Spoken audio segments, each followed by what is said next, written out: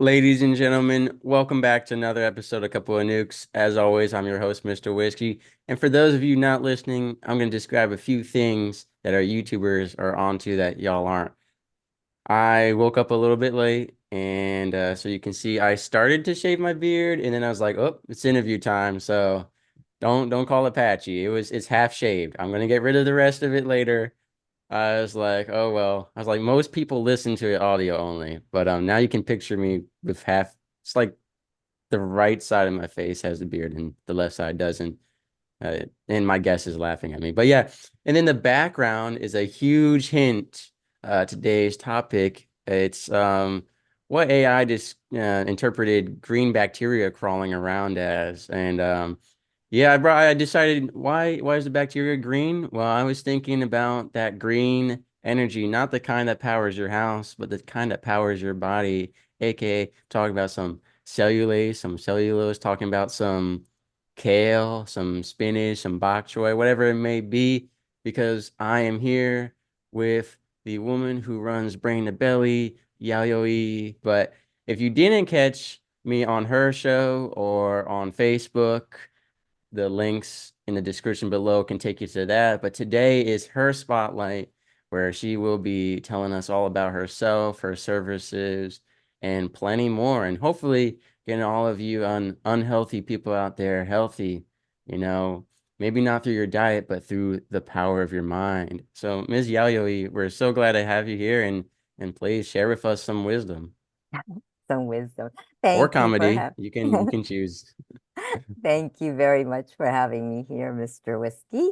I'm Yayoi Komiyama, and I am the founder of Brain to Belly. And Brain to Belly is a Facebook group, but it's also the name of a program that I have. And the Facebook group is for people to have a place like a sanctuary where they can talk about their issues with food. So, Brain to Belly is basically for people that want to change their relationship with food. And the reason it came about is because, well, personally, I've had issues with food. I've gone through an eating disorder at one point in my life. And ever since I was a kid, um, food has always been a friend and a foe. So it's been, Frenemy. yeah, it's been a comfort for me. It was always like something I leaned into. Mm. Um, and then it became also where, it became one of those bad friends that just abused you, right? Or I abused it. I don't know. It's a mutual thing, I guess. And so it was one of those things. And I had my own journey with food issues with food, and I was heavy as a kid. So also because of the way I looked, I was here in the US as a young kid, and of course there weren't too many Asian people in the schools I went to, so we got teased by the way we looked. And then when I went back to Japan, where I'm originally from, I was teased because I wasn't quite Japanese, because I had too Mm. many American tendencies. Um, of course, I was a tomboy here in the US. So back in Japan, tomboys weren't Right. really that popular. Girls were supposed to act like girls back then. I think I remember that I was in Japanese grade school, and I would always wear jeans to school because that's what I thought, you Wow. wore, right? And all the other girls, always skirts, always skirts. And I remember the one day I walked in with a skirt on, and everyone's like, "Oh, she's got a skirt on." And I was like, "Oh my Nice. God." So it was like, it was a lot of unwanted attention, let's say that. Right. Yeah. And so I started to eat a lot to compensate for not having friends because a lot of them didn't want to be my friend. I guess, or I don't know, it was weird, and as a kid you don't know what's going on. So, um, and then I turned to food and I kind of used food as a way to push down my feelings so I wouldn't feel Mm, the hurt and the loneliness. And yeah, food became my friend. It became something that helped me to cope with that. But on the other hand, it also created this, I called it my fat armor. It was armor of fat so that right. nobody could get to me and nobody could hurt me. So Mm, that was kind of like, it was a weird relationship because on one hand it was hurting me, but on another, I was using it to protect myself. And yeah, that's where it all started. And it got the way I used food and the way I had this relationship with food was really odd. It was one-sided or it wasn't. And it was never a balance. It was never in harmony.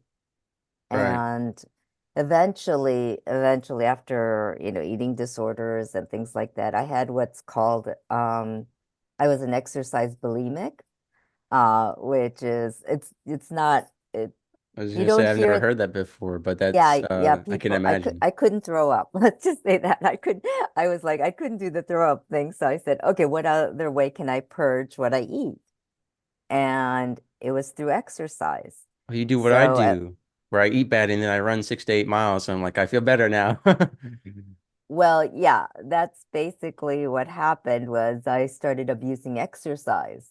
So I would Interesting. binge with food and then I would purge it through exercise. So I would be in Hmm. the gym like I'd be in the gym for an hour or two, and then I'd come home and I'd do more exercise at home. So my Hmm. life revolved around food and exercise, food and exercise. That was it.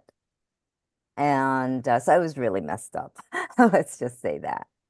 And so I went through that. I got treated for that. I learned a lot about self-care and starting to love myself. And really caring for myself, which is a very difficult thing to do because I think as a woman, as a female, as a girl, you're not taught to care about yourself. You're taught to care about others, not about Hmm. yourself, and that you're considered selfish if think about yourself. And I think I had to learn that it's okay to take care of myself and to start learning to respect who I am as a person. Because I think the culture, growing up in Japan, um, and living in a society where women are not considered equal at all. And I mean, it's changed quite a bit now, but when I was growing up, it was more like, the role that women were supposed to play were eventually to become a housewife and to, serve your husband, basically, right? Um, and I remember when I was 22, I think. I think I was 22, I don't remember. My dad wanted to marry me off in an arranged marriage.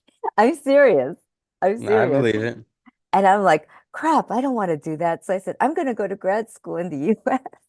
And then I never came back, but never went back. But yeah, it was, things like that. And it was because, even at work, I went to work in Japan for a bit, but everyone in the workplace was either people were young women. And after a certain age, you were kind of like shooed out, basically saying, there's a term in Japan called the Christmas cake. Hmm. And yeah, the 24th, is Christmas Eve, right? You're Oh, very okay. popular until you're 24. When you're 25, you're past due, basically, because it's Christmas Day. So they said, "Oh, Christmas cake, Christmas cake." And I don't know if that's still, a term that they use or not in Right. Japan or not, but it's similar in that I've heard from a lot of people saying that, once they turned 40, it was more difficult to find employment. And a lot of the society does not want older women in the workforce. So they want you married, having kids, and of course, there are the rare, there are more women now than ever in the workforce because of just economic issues um, and there are a lot of women that have moved abroad out of Right. Japan to do that. And kind of got off topic, but yeah, so basically, I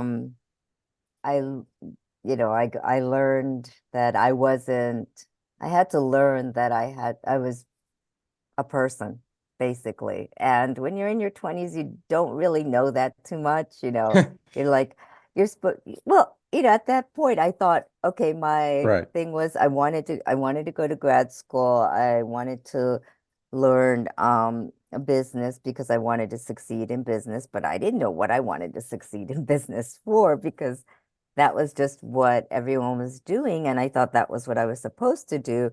And then I was supposed to get married and have kids, right? And my life just turned really Right. weird. And I went to grad school. I hated business. That was not my thing, Yeah. obviously. I Right. just thought I could do it. I thought this was what I was supposed to do. So it was fitting into that mold, right? Right. And so yeah, so but I didn't like it. I wasn't getting the grades I wanted, and I started feeling like a failure, blah, blah, blah, all of that. Right. And And did the Asian culture play a part into that with the grades? Because I know yeah, historically they've been known to I yeah, don't want to because some people yeah, might consider it a stereotype, but I know like historically it's usually it's the Asian valued. culture has been very, you know, harping on their children for good grades, which I don't think is a bad thing, right? I mean, we want No, our children to succeed. So like, were it's you actually getting good grades, but they weren't to that higher standard? And no, no, no, no, no, no, oh, no, okay. no, no, no. I was getting grades like I wasn't. I mean, I thought, I would be getting better grades, and I wasn't. It wasn't just clicking with me, right? Mm, And so I remember going to the guidance counselor at the college right, and talking and went through different things and I've always been interested in art ever since I was a kid. And so I went into photography actually. I was always interested in photography. I was always you know, photographing things, mm. school yearbook, that type of thing, right? Did And you ever even in get any awards or acknowledgments, or is your artwork possibly in a museum somewhere? I don't know if it's still in the museum, but I've gotten they're in different art collections for corporations, private collections. But it was artwork that I did, and so I got into photography. I went to photo school. I really loved it. I excelled at it.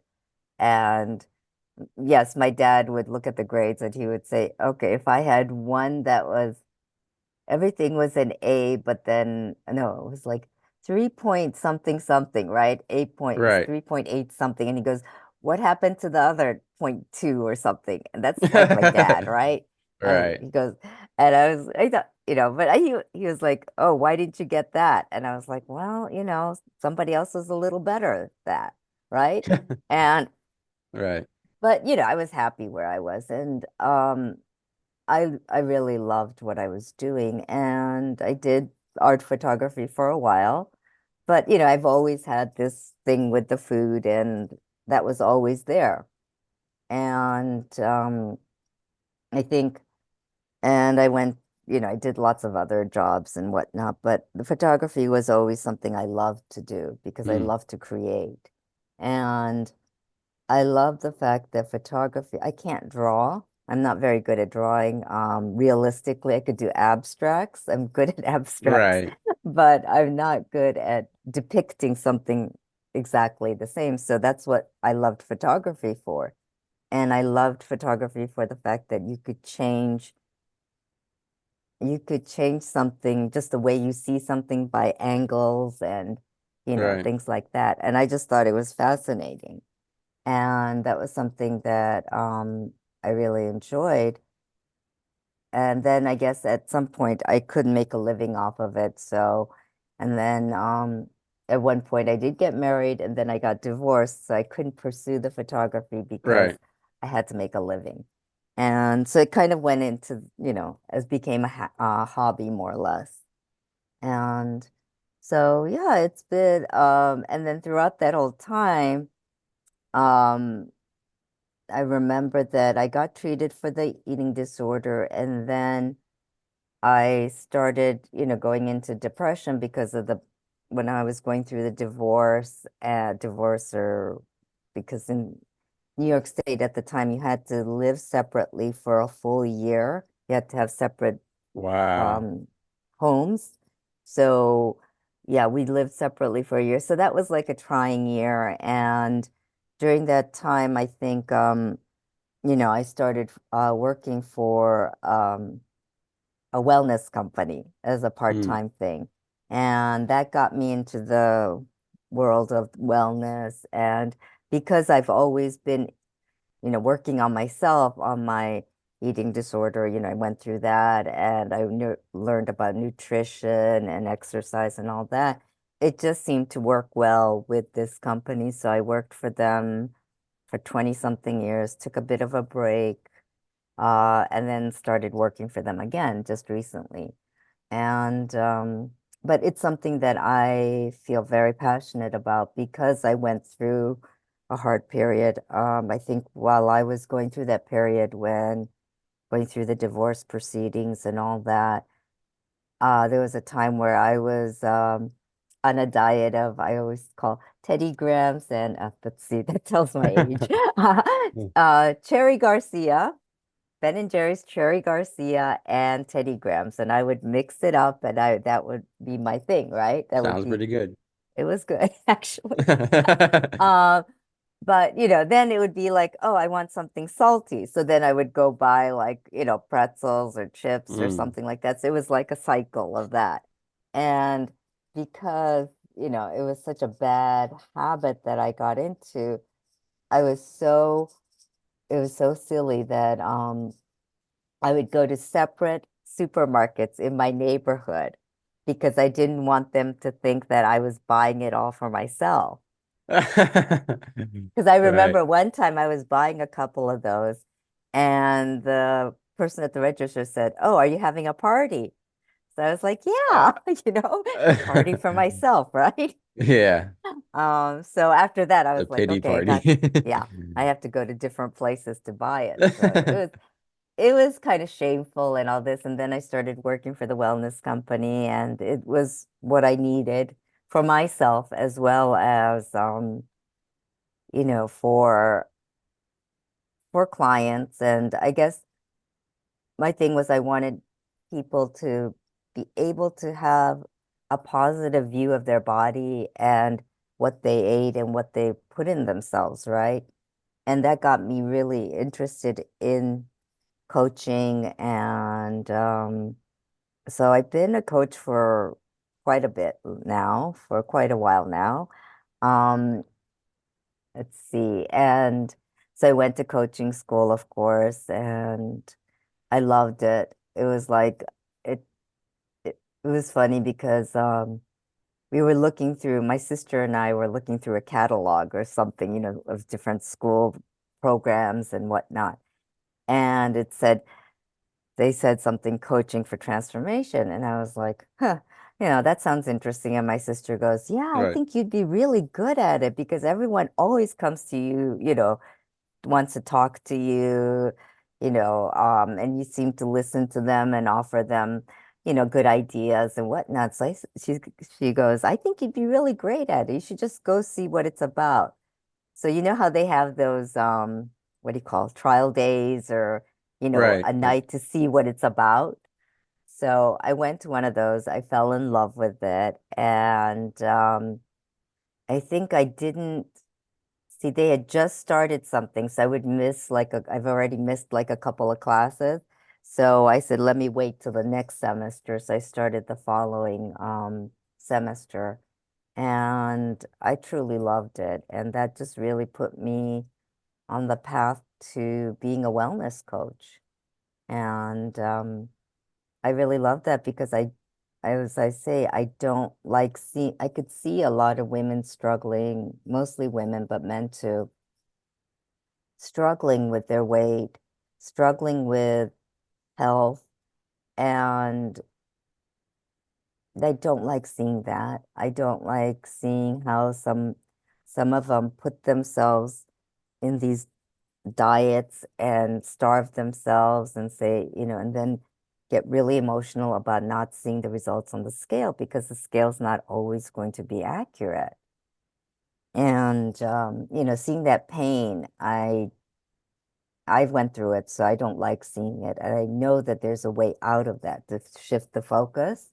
So that's what I work on a lot with my clients is shifting that focus, putting the pressure, not, taking the pressure off of yourself, starting to love yourself. And yeah, that's where it's at. And it's like, we have to take care of ourselves because no one else will take care of you unless you take care of you. So Right. that's where I'm at. And that was like a long-winded speech, but No, no, I appreciate it. And, having heard everything you went through, I actually have prepared a gift for you, Yayoi, based on our previous conversation. I went ahead and got you this box here.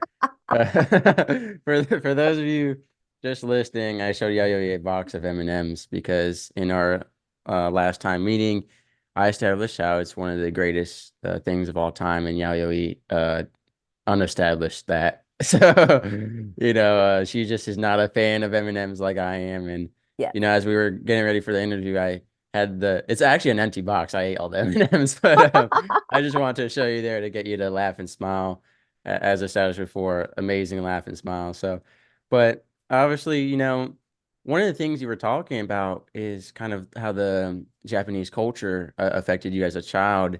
Um, as soon as you said you were wearing jeans, I was like, I've never been to Japan, and my life is my Japanese experience is based off anime, but I was like, I've never seen a girl wearing jeans, always a skirt, like you said, especially in the school uniforms. And one thing that you didn't really mention that I want to bring up here too is I know you said you had started gaining weight as a child, especially when you didn't fit in, you started using food to cope. And I have talked to some women from Asia because I live in a town where there are a ton of international students. Because I live in a town where there's a prominent school of art and computer coding and fashion, and there's a lot of abroad students. And what I've spoken with them about is the Asian culture, and I guess it's getting a little more lenient. Like you said, it's changed over the years, but even just from when they were growing up, it was petite and pretty and very skinny is like the Asian Oh beauty yeah. standard. And so how did that affect you being kind of a slight, I don't want to call you a chubby kid. I feel so bad, but No, no, no. being I was a chubby like kid, so it's when okay. because you started in America where I mean there's still bullying for that, but America has a lot more leniency with weight and acceptance. But going back to Japan, besides the genes, you're also kind of were you the only chubby kid in the whole class, or was it like you kind of like and how did that affect you socially, and mentally? I would assume a Um, lot. yeah, a lot. I wasn't the only chubby kid, but I guess I stood out because I was the American kid, Mhm. you know, also. And yeah, and then part of me was, it's my fault too, but I wasn't very compliant. I would get into fights. So, and because I was a tomboy, right? So I Okay, yeah. wouldn't put Tell up us about with. these fights. Yeah, I'd Oh, like no, to no, hear no, no. that. No, so Okay. You I were would, punching other girls? no, Like no, punching no, them in the not face, girls. or just like, is this No, hair pulling? Or you would no, fight it boys? was boys, yeah. Because I would be like, Men are what the F? troublemakers. What the F? And then, I would be like, you have no right saying that to me, blah, blah, blah, and Mm. whatnot. And the girls, they were okay. I didn't, mess with the girls. The girls didn't Oh, mess with okay. me so much. So, yeah, well, that's another story. But yeah, That's so a story we want to hear. initially, All the teenage drama. initially, I didn't. yeah, the girls didn't mess with me. It was usually the boys that teased me, and I would be like, very what the F type of thing. And then I would yeah, I wouldn't put up with it, or I would just like, I don't know, I guess maybe I did hit them once. I don't remember. Maybe. Yeah. Or maybe kick them. I'm not sure. I don't remember. It's been so long. And but I didn't get along with the boys, that's for Mm. sure. And yeah, And so that were they making always fun of your weight or the fact that you were a tomboy or a mixture of both both, or both, being both, American? both, yeah. And so yeah, both of those. And I guess that really just, I don't know, made me feel inadequate, of course. And then I remember, I hated going to school so much and that I would fake like I would be sick. And my mom would let me Mm. do it because she felt so bad that I wasn't fitting in. And that was when I would stay at home. I would read, just read and read. Yeah, I was like into my fantasy world and so I would Right. start reading and I yeah, I would read a lot of books and go into the fantasy part of it, like even if it was like Charlie and the Chocolate Factory or whatever, right? It was I don't know if something that's ironic or fitting. It's like, fitting, right? right. Yeah, because I love chocolate. Um, It's not M&M's. not M&Ms, no. Well, I would eat them, but they're to me they're I'd rather spend my calories on something that's more chocolatey. And I like Yeah. dark chocolate, that's why. Well, they have dark chocolate M&Ms. They have fudge brownie M&Ms. There's a lot of different. I mean, I haven't you tried have those, seen so the world of M&Ms change. So yeah. And there's well, I live in New York, so there's a big M&M's Hershey thing. I've been, and if I made more money, I would get. They have a leather signed M&M jacket for like $700. Oh, it looks so good. Yeah, I went there and I was like, wow, M&Ms for like I could get a small box for like $20 instead of $2. It's expensive. Everything in New York City is so expensive. But I've actually been to the place you're talking about, and In Times it's Square. cool to look around. I mean, it is It's fun. M&M Emporium, like it's everywhere, but it's like, whoo, Yeah. it's the most expensive M&Ms in the world. Yeah. Oh, and then you can get things stamped on the M&Ms. You could put your own writing, words on it, and you could put your Okay. name on it. Yeah, I Ladies did and that. gentlemen, comment in the description below. Should I make a couple of nukes? Should I make a yellow M&M with the radiation sign on it? And maybe it'll be like spice. I don't like spicy stuff.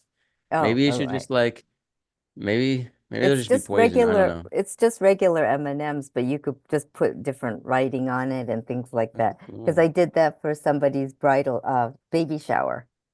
Oh, wow. And we put the name of I think you get a choice of up to a certain number, like five different variations or something, or four different Okay, variations, yeah. and It's you gonna be have my different birthday next colors. week, so yeah, yo, you make sure you get those radioactive sign M&Ms print out for me.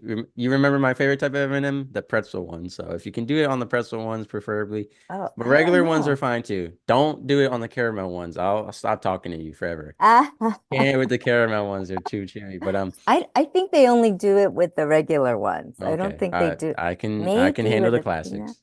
Yeah, I think it's the I classic ones that okay, they. I haven't been in I'm the good with that. M&M store in a while, in ages, Yeah, so I don't know what's popular there now, yeah, but okay. yeah. But Um, anyway, yeah. totally off Anyway, I was gonna topic. say, what's interesting to me is so there are a couple questions, and both of your parents are Japanese from Japan, Yes. Yes, they and are. They are. so were they with you in America, or you went with family and then came back? Well, yeah, it's my father was a banker. Okay. So, actually I wasn't born in the US or Japan. I was born in South Africa, of all places. And my sister and I were both born there, but yeah, because my father's job took him there.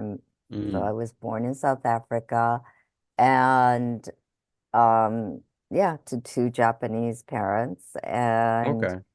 And because of his job, we lived in Japan for maybe 6 months before we moved to the US. And Mm. so most of my childhood was in the US. And I was here until probably sixth grade, and then I moved back to Japan. Okay. So my question with that is, I don't know how to word this right, but it's interesting that your parents let you get chubby, like because it seems like they would have had a high standard of watching your diet or like scolding you. Like, did they make fun of your weight as well, or they were just like, "You're our daughter, we love you, we don't care about the petite standard, the beauty standard," or how was your Mm. relationship with your parents in regard to your weight? Huh. Well, my mom really, well, after I started gaining the weight, right? Yeah, she really tried to help me. Gosh, she took me to different places. I remember going to a doctor's office and the doctor telling me, "Oh, we have to put you on a diet." He told me like basic nutrition, and he would go through this book, and he would say, "Okay, this is basic nutrition. Try to get, these are carbohydrates, these are proteins, these are, fruits and vegetables." And he told me the whole thing, in dairy. And I remember him telling me, fruits and vegetables are great, but be careful with the fruits because they are sugar eventually, blah, Right, blah, blah. And I was like, oh, okay. And he tried to help me. And so my mom and I, worked with that. And she tried to help me quite a bit with it because she knew that I was miserable. right, And I did put on like quite a bit of weight right after. Probably, yeah, in that 1 or 2 years after I came back and went back to Japan. So mm, because I was just miserable. And then and I would get teased and, all that. So yeah, she really tried to help me. My dad was didn't say much because he was always busy with work. It was typical Japanese right, dad, just right, work home. And on the weekends, it was either he was, he had to be with his work people or things like that. So he wasn't, it, it was just typical Japanese. He wasn't that right, present. But he was my dad. So, right, and yeah, so my mom really tried to help me a lot. But, my sister and I, we both had a lot of culture shock and readjustment to Japanese society because we mm, weren't familiar with it. We spoke the language somewhat, right? Because my mom made it a point to speak Japanese when we lived here in the right, US. And so we could speak the language, we could understand a lot of it, but we weren't up to the standard that we should have been up to for our grades and all this and that. So we had a lot of catching up to do. And so we didn't quite fit in, basically. And so that was really, really tough for us. And we were more. It was more about the fitting in. And then, like, my sister and I were both in Japanese public schools when we first went back to right. Japan. And, it was quite obvious that we didn't fit in. And so I remember my sixth grade uh, homeroom teacher talked to my mom, and she said, "I think your child would be better off going to an international school." So Right. yeah, so my sister and I ended up going to an international school after that, which actually helped us because it we thrived, we more or less there because everyone spoke English, and that was the main language that was spoken in the schools. Mm. And then outside of the school, you were able to speak Japanese. So it worked out for the best for us. Yeah. Wow. And was your sister also a tomboy and like, Not so much as me. okay. She was smarter. She would see me getting into trouble and she would be like, "Oh, I should just avoid that," right? You know, because yeah, she was observant. So she said, "Oh, I shouldn't do that because, my older sister is getting in trouble for saying things like that or doing things like that. So she was the smart one. Yeah, well, then you did the role of older sibling perfectly, where you're like, this is what not to do. You know, Yeah, yeah, I that's kind was, of why we exist. yes, yes. That's And awesome. yeah, so I learned a lot, and I mean, I don't, think that's just who I am. And of course, I studied really well. I studied a lot when I was in international school and then went to college in Japan. So, and worked for a Japanese company for a year, which was probably not the best choice on my end. And that's why Right. then I went to grad school in the US. So Well, it I went to feels like photography school. with Brain to Belly, you're kind of doing everything all together. You're a businesswoman, you are doing photo visual work, artwork, and you're connecting with people and helping them with their diet. So you kind of like you're now the embodiment of your entire life put together. And you're a businesswoman who doesn't have to deal with like the grades and some of the paperwork stuff and the more headache stuff. It's kind of like, you know, you're the founder, right?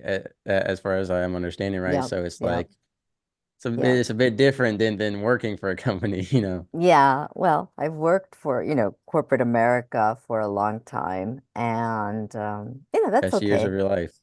Yeah, and but I don't mind. I learned so much, I Right. learned, and I really had wonderful bosses who really helped me to grow. And um I mean, I've had my share of, poopy bosses, Yeah. for lack of a better word. But it's all a learning experience. I learned quite a Right. bit. And there are things that I miss about, like having a consistent paycheck and having health insurance and having that, you're kind of like protected when you're in a Mm. company. And when Right. you're not, you're kind of like on your own, and the wolves can get to you if you let them. And but I'm happy now. I'm happier than I was when I was in That's corporate good. America. Um, yeah, because I get to do my own thing and I get to do what I love, which is the coaching to help people, with their issues with food and with the way Right. they see themselves. Because, seeing a lot of women I know men too, but a lot of people feel that, they're not good enough. They don't. And looks are so valued in society that it Right. puts a lot of strain on people to look a certain way, to act a certain way. And, I understand when you're younger, definitely when you're in your 20s and 30s, you really want to fit in. Fitting in is so important Right. because and I understand because I wanted to fit in all the time, but I never could really fit in. So I kind of learned to, maybe I had a chip on my shoulder. I don't know. I learned to kind of embrace who I am in a lot of ways. In a little bit, but then I tried to also try to fit in and put on these different masks. Right. And those masks didn't help me at all. I mean, I could fit in for a while and I could Mm. pretend like, when you're acting, um, yeah, I can act and pretend that I was like a good Japanese student or a good Japanese worker, female worker, right? But then I was always rebellious in one way or another. So like I used to be I used American to be spirit. Yeah. I like yeah, that. I used to be a smoker, right? And in Japan at the time, women weren't supposed to be smoking that much. And of course, I'm like, yeah, who cares? Blah, blah, blah. And so I used to do that. And then I would try to do things that I guess, women weren't supposed to do certain things. And I'll be like, well, I'm going to do it. I don't care, right? And I think that rebellious part was always in me. So that kind Mm. of like hindered a few things. And and that's why I think I felt like I never fit in because I would never conform. Yeah, and I tried to conform in a lot of ways. I really did. I tried. Right. But there's a saying in Japanese that's the nail that sticks out gets hammered down. And I was always the nail that stuck out. So I Right. always got hammered down. So I learned from that. I learned a lot from being hammered down. And I guess that's why I'm a lot stronger because of that, and maybe a lot resilient because of that. And that's why I try not to dwell on the past or dwell on things that didn't work out for me, and try to look at, that's why I think photography appealed to me, because you could change your perspective in photography. A photograph can be taken from this angle and it'll be one thing. And if it's taken from this angle, it's another thing, right? Or the sides. You get Mm. different angles and you get different perspectives. And that's what fascinated me about photography and I guess art in general. And when you start viewing life, your life like that, it's like, oh, okay, I can look at it a different way. And that kind of relates to brain to belly in that Right. brain to belly is changing the way you think, because we can rewire our brain to think differently. I suffered from depression for a long time because of all of what I went through as well. Right. And coaching really helped me with that as well. And of course, the personal development thing. Um, and I learned that you can really change your brain chemistry. You can change the way that your brain is wired. Because if you think of your brain like a computer, it's like the CPU of a computer, right? If you don't put in the right operating system, it's not going to work, right? A computer doesn't work if you put in the wrong operating system for that type of computer. And if you put in the wrong software, software that's not compatible, it's not going to work.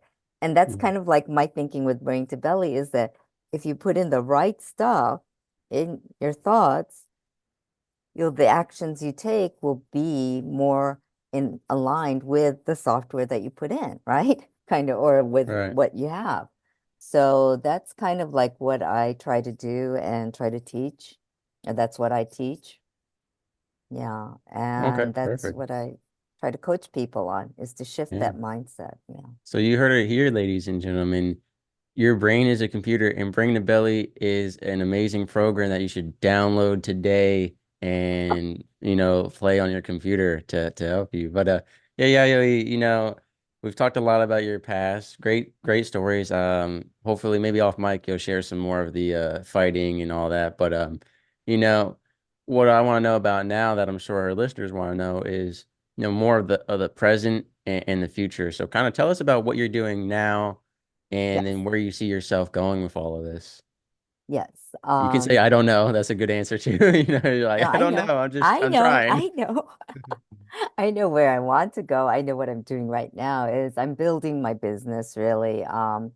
Brain to Belly, the Facebook group, is a group is a private group that I have on Facebook where, like I said, I invite people to join so that they can learn different tools or different methods that they can use to become harmonious in the brain and the belly.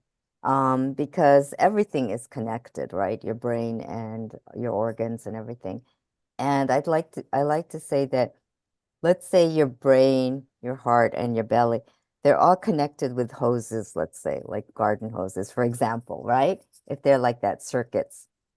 And let's say you run water through it. If there's a kink in one of the hoses, Mm, right? What happens? You run the water, it gets stuck in one place and it doesn't flow all the way. So what I try to do with brain to belly is create pathways. If it means creating a different pathway, yes, we could do that. Or unkinking those kinks so that everything can run smoothly and harmoniously. Because as humans and living here, I think it's our right to be happy and to live a happy life. And sometimes it comes down to choices that we make. and being aware that there are other alternatives out there. And Brain to Belly, what I try to do is get as many people as I can. I interview them, and we hear about different methods because one size doesn't fit all. And that's my thinking is that, I don't believe in diets. I believe that there are ways of living, the ways that you can live your life. Mm, And, diet is more used as a word for what you consume and how you consume it. But I don't believe that you should restrict your, caloric intake and do this and do that. It's not about being restrictive and strict about things. It's being able to sustain a lifestyle that's going to be healthy. Because at mm. the end of the day, we want everything running smoothly so that you can be healthy and happy.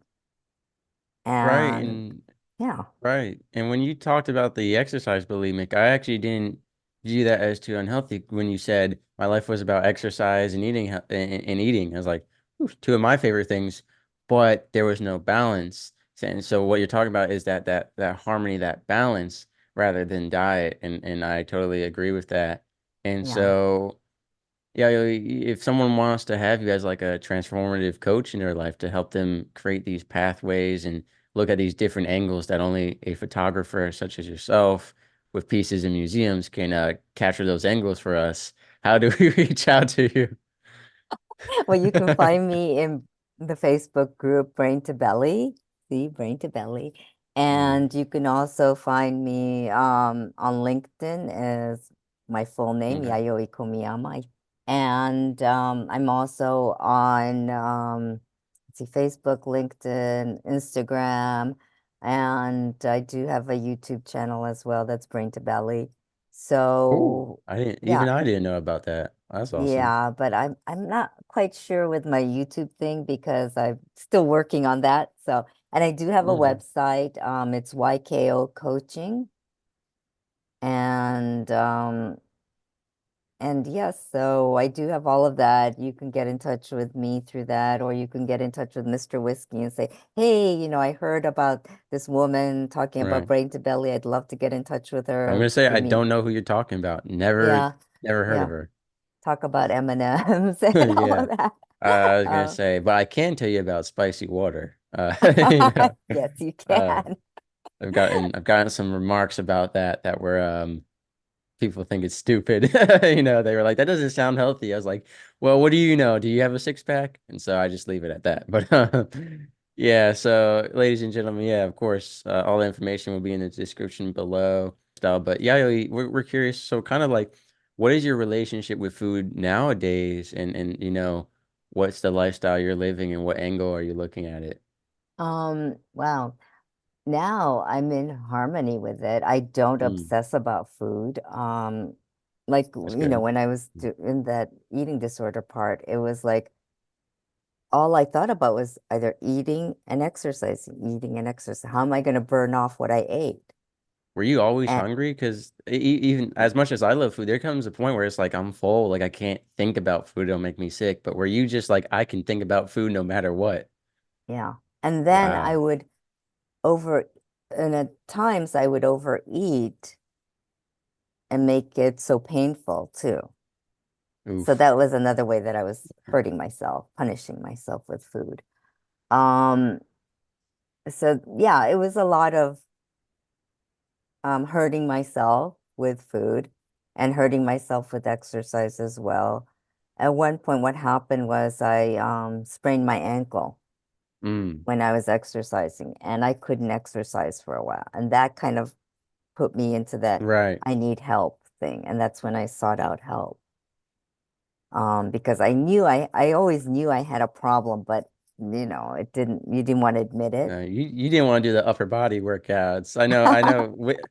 Not stereotyping, but most women will do leg day, they'll do cardio, but you're like, let's do some pull-ups, let's do some bicep curls. You're like, no, no, no, no, we're I good. love bicep curls. Okay.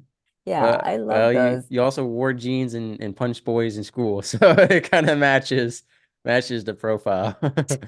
No shame, no shame. Listeners who's just listening to the podcast, she's trying to hide her head down in shame, like, no shame. Um, So yeah, but now it's balanced. I don't restrict myself. Like no food is off limits because Really? there Okay. shouldn't be, yeah, there shouldn't be unless it's I'm allergic to it. Right. Unless It's good I'm advice. Good allergic, advice. Yeah. yeah, unless I'm allergic to it, and I'll try most things, but some things look gross and I wouldn't try them. Have you Um, eaten bugs?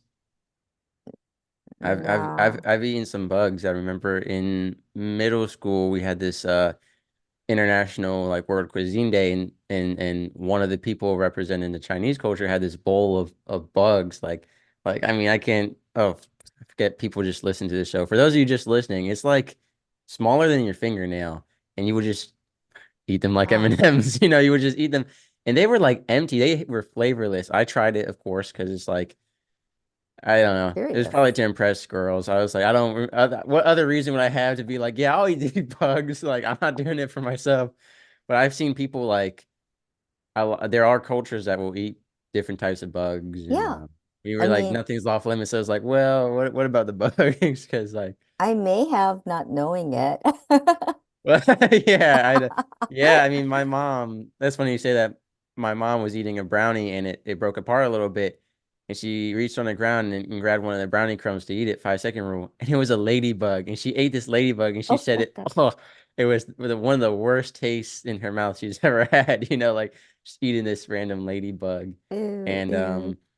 when I was younger, Yeah. I had this little book, like the guy's journal that someone had gotten as a Christmas gift, probably the grandma, and it had all these weird facts in it, and one was, it said the average human being swallows 8 spiders a year while sleeping. I was like, well, who's counting this? Who did this? Where's the case study for this?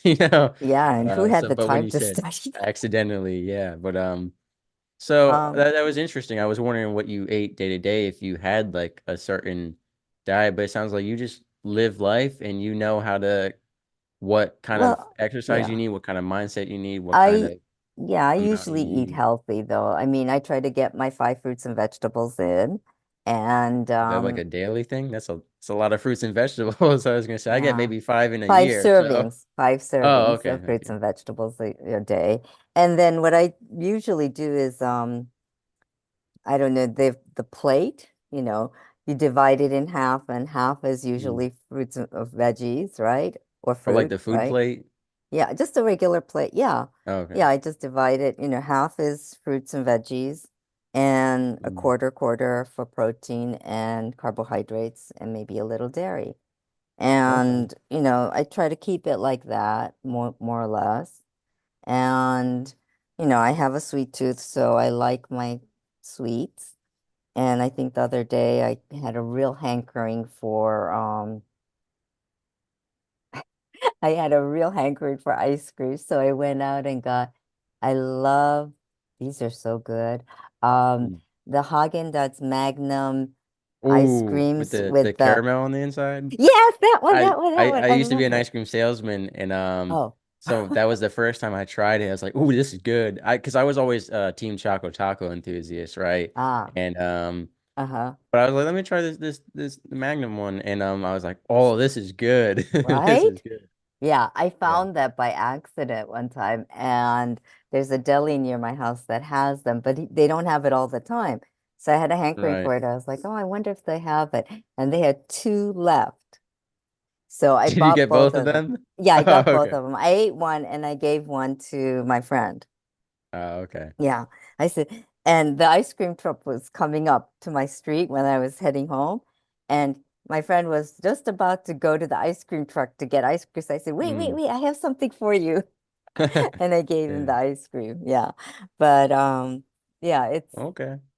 so I Do you do like eat that. the Chipwich, the cookie ice cream sandwich? Because I love that. The Chipwich, it's a tan Oh, mm-mm. cookie, vanilla ice cream, tan cookie, and then there's all chocolate chips surrounding the outside of Oh, the ice cream. I used to okay. sell those. Those were more expensive, but I love those. They actually have different versions, so you can get it as an Oreo, where the cookie is like Oreo. You can get one where there's M&Ms instead of chocolate chips. Oh, They have a interesting. American holiday one, which is red, white, and blue M&M's cookie ice cream sandwich. So of course, I love to Huh. have it.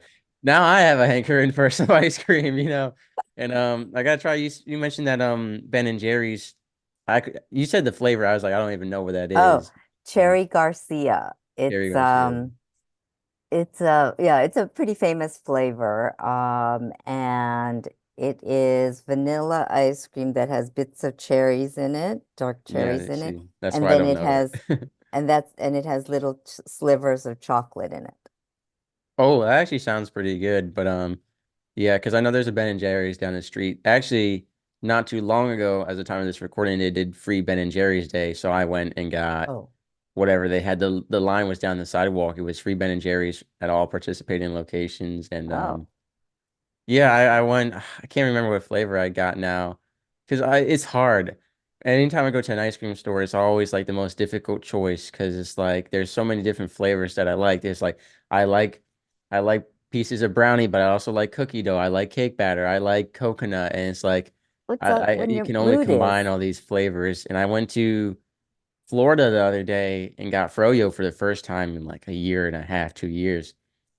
And I should have just stuck with the cake batter flavor only, but they had a pineapple dole, like the drink as a froyo.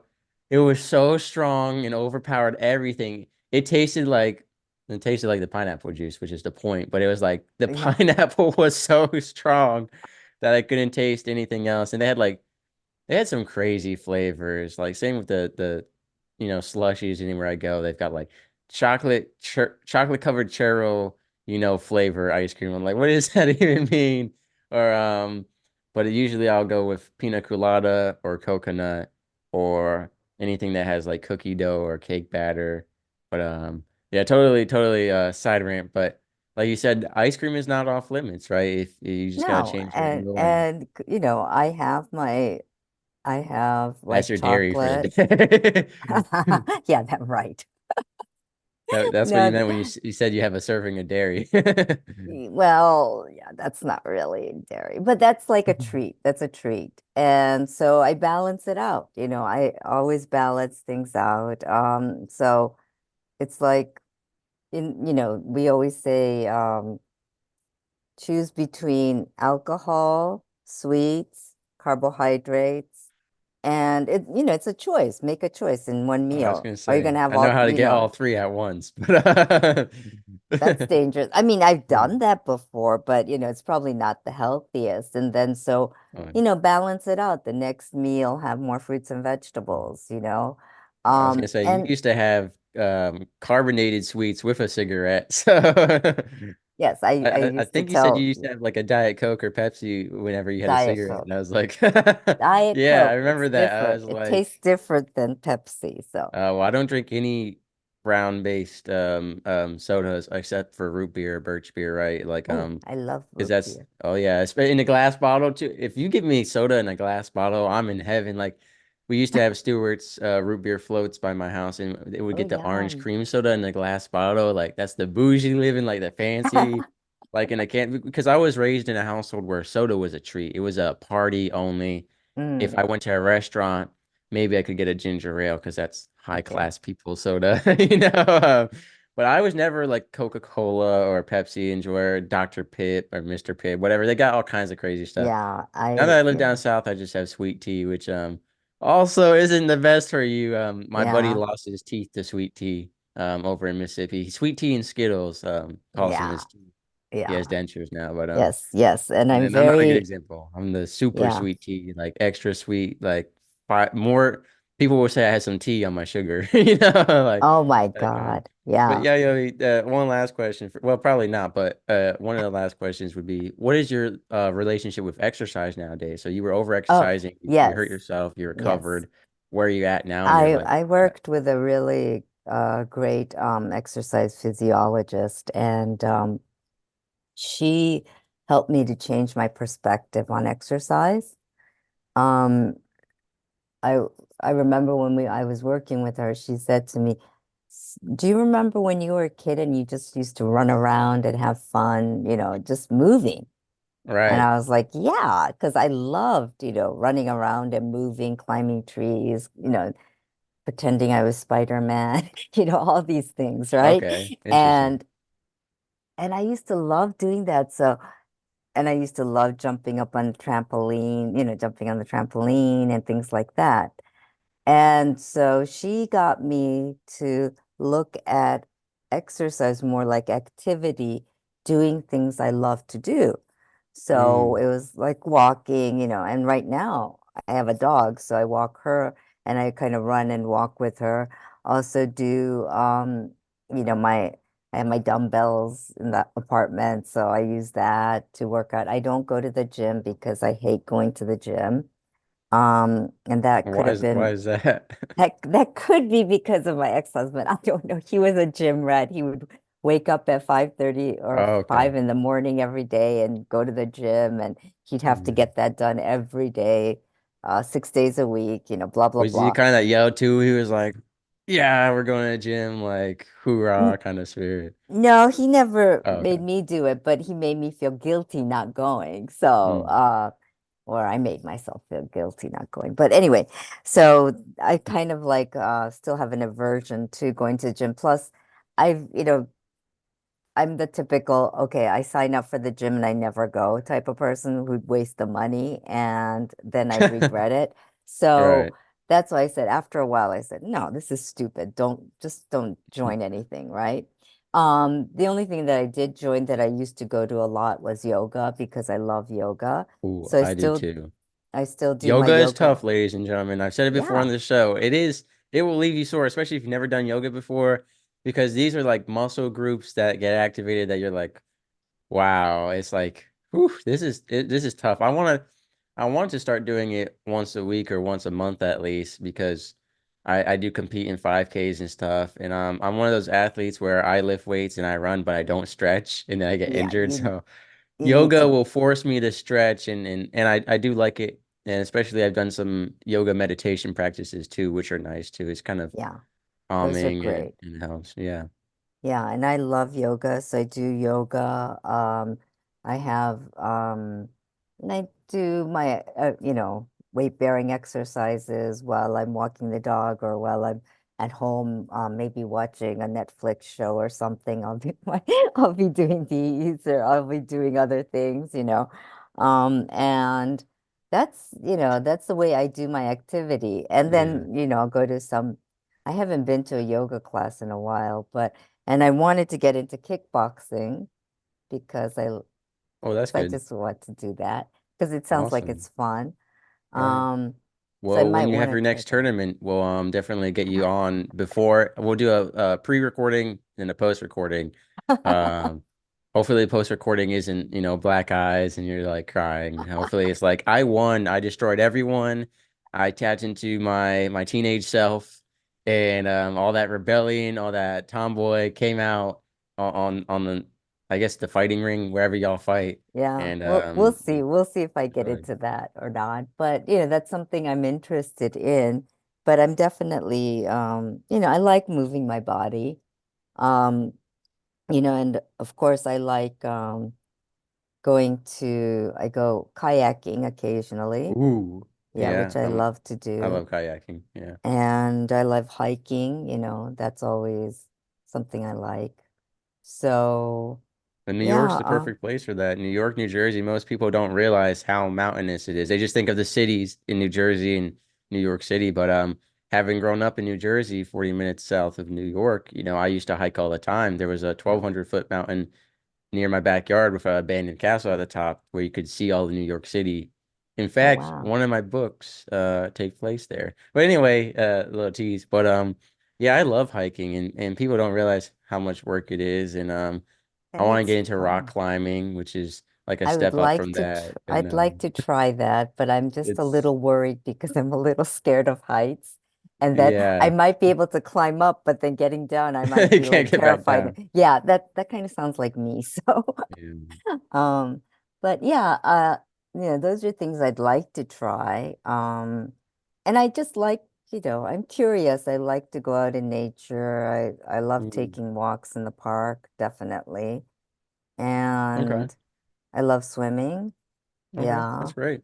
Yeah, and Um, if I know they have this show where it's like, the game tag where you tag someone you're it. I know they have like an adult like serious competition on the television. So if I sign up, I'll bring you as my partner Sounds like something you like to do because you're talking about your exercise physiologist said, hey, like just when you were a kid, just moving and just having fun. So yeah, it sounds like you're preparing for a lot of things. So if I need a partner to compete with me, either on American I, Ninja Warrior or the I don't think Extreme I'm Adult Tag, I've got you as number one spot.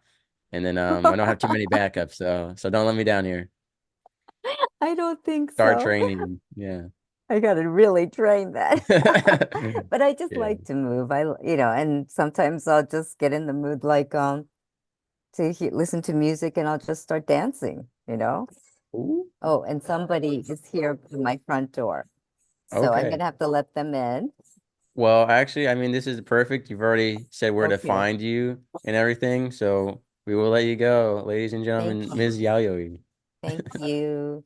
Sailing through the ocean blue, nuclear reactors my crew, guiding the ship, the stars as our guide, through the waves we ride, jokes and laughter fill the air. On this voyage we have to share, working together, side by side, as one family we will abide. In the heart of the ship we reside, nuclear operators with pride, powering the vessel with every stride. Our mission, a source of great pride.